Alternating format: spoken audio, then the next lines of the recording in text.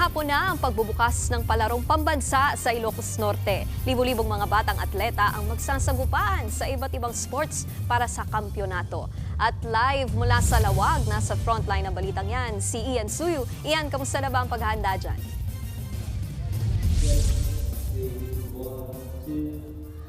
Nikki, tuloy-tuloy nga yung last-minute preparations na isinasagawa ng Department of Education at ng Local Government Unit ng Ilocos Norte para sa pagbubukas ng Palarong Pambansa 2025 ngayong hapon.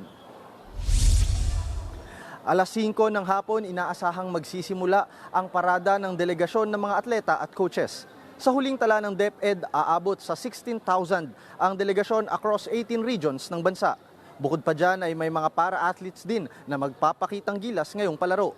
Ang iba sa mga atleta, Lunes pa lang, tumungo na sa Lawag para makapag-ensayo at masanay sa mainit na panahon dito sa probinsya. Inaabangan ng iba't ibang sports kagaya ng boxing, basketball at volleyball. Siyempre, inaasahan din ng gymnastics kung saan nagwagi ng 2 gintong medalya ang bansa sa Paris Olympics mula kay Carlos Yulo.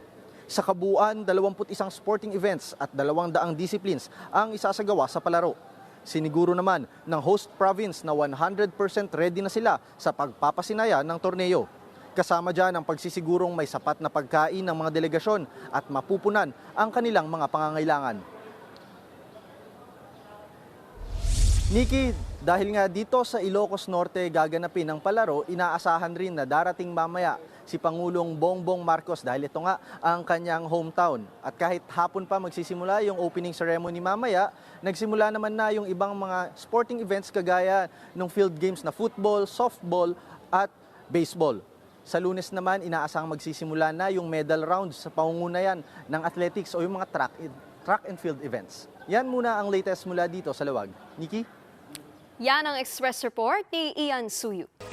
Mga kapatid, Nikki de Guzman po, iba na ang may alam at may pakialam sa panahon ngayon.